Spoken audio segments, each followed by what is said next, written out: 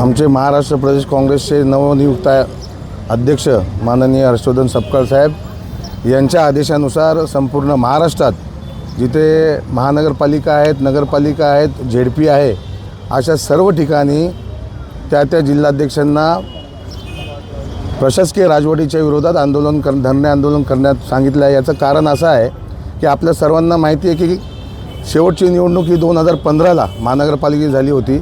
वास्तविक त्यानंतर 2020ला निवडणूक महापालिका झाली पाहिजे होती, पण तसं न होता कोर्टाची कारणं देऊन, सुप्रीम कोर्टाची कारणं देऊन निवडणुका पुढे ढकलण्याचं काम हे युतीचं सरकार करत आहे। आणि याच्यामुळे जो नागरिकांना फटका बसत आहे रोजच्या जीवनामध्ये, मग ती साफसफाई असेल, पाणी असेल, रस्ते असतील, असं दैनंदिन रोजच्या रोज फटके नागरिकांना खायला लागत आहेत। आता नवीनच प्रकरण उघडकीस आले 65 इमारतींचं। आपल्याला सर्वांना माहिती आहे की मोठ्या प्रमाणात महापालिकेचे अधिकारी, त्याच्यात टाउन प्लॅनिंगचे अधिकारी, भ्रष्ट अधिकारी त्याच्यामध्ये सामील आहेत आणि रेराची डुप्लिकेट डॉक्युमेंट देऊन, बांधकाम सर्टिफिकेट डुप्लिकेट देऊन त्या लोकांची फसवणूक केली। असे 6,500 कुटुंब रस्त्यावर आलेली आहेत। त्याच्यामुळे आमची प्रामुख्याने एक मागणी राहील, लवकरात लवकर या महानगरपालिकेच्या निवडणुका घ्या।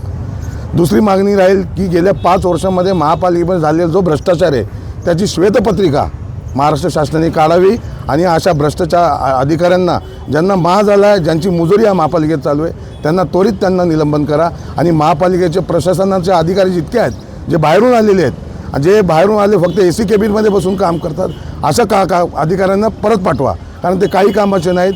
पूर्ण महापालिकेमध्ये संपूर्ण वार्डामध्ये आज तुम्ही कचऱ्याचे ढीग बघाल, गटारे तुंबलेले बघाल, ड्रेनेज लाईन वाहत चाललेले बघाल, अशी दुरावस्था गेल्या अनेक महिन्यापासून चालू आहे। आज आम्ही नगरसेवक नाही आहे, तरी पण एक लोकांसाठी जाणीव आहे म्हणून आमचे कार्यालय सुरू आहेत आणि त्या माध्यमातून जेवढी शक्य असेल तेवढी काही ठराविक हाताच्या बोटावरची नगरसेवक काम करत आहेत।